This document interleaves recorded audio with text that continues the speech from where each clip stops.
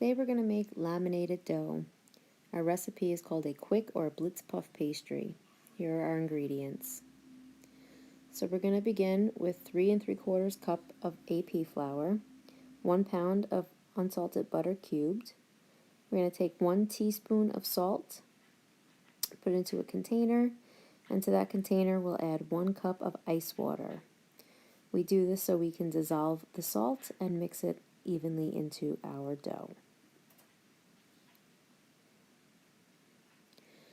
So now what we'll do is we'll actually mix this right on our work surface.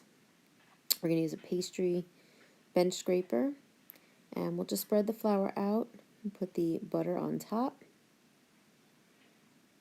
And then we're going to use our bench scraper to cut the butter in and make it into smaller pieces. This will allow the butter to be cut into our recipe and allow the flour to start to mix and incorporate. If you don't have a bench scraper, you can also do this with a knife. It's just going to take you a little bit longer, so we're going to stick to using the bench scraper. You can also use a pastry blender. I just didn't have one, so sometimes we just have to use what we have available. So working in small sections, we'll continue to cut the butter into the flour until it is in smaller pieces. Then we'll gather it in the center and create a well. And we're going to begin to add our water. So we'll add just a little bit at a time so we don't have a mess. And we'll begin to incorporate it and start to knead it together. The recipe calls for 1 to 1/4 cup of cold water. This recipe in the end will take an extra tablespoon of water, and you'll just have to adjust and see how your dough is when you make it. Sometimes you'll use a little more, sometimes you use a little less. Just always add it in smaller increments so that you don't throw the balance of the dough off. So we're going to knead this together until all of the ingredients start to incorporate. At this point I've put in 1 1/4 cup of water, but I can see that I still have a lot of dry flour that's not easily incorporating. So what I'm going to do at this point is gather everything together and then just sprinkle that 1 last tablespoon of ice water on top.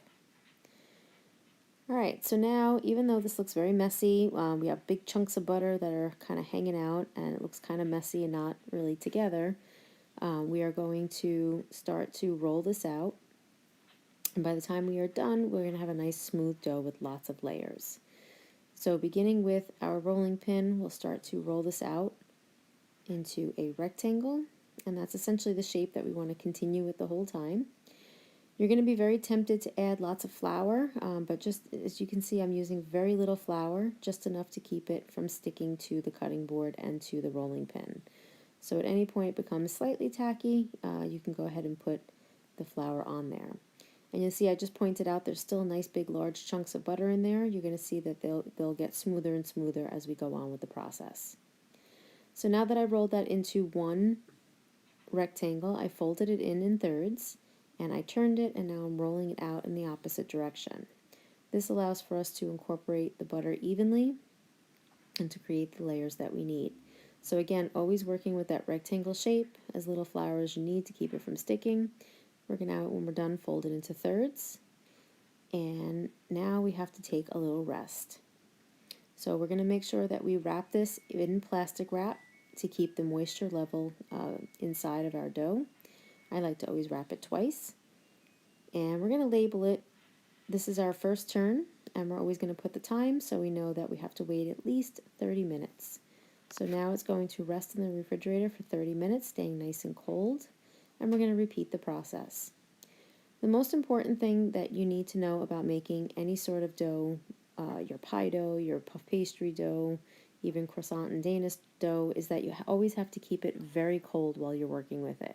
This will keep the butter so that it doesn't melt into the dough, and will keep the butter will create nice flaky layers. So again, rolling into those rectangles, rolling it out, and then rolling it wider there, nice and even.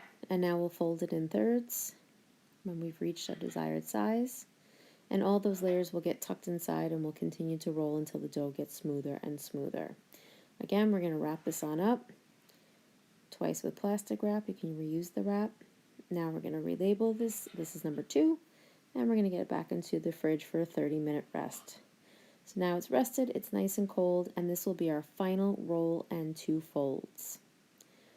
So again, don't be tempted to put too much flour, just enough to keep it from sticking.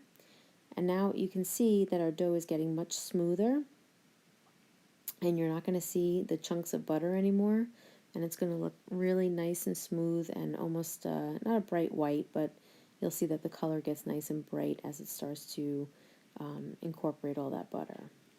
So again, into thirds. And anytime that you fold it, you want to make sure that you've brushed off all the excess flour as well.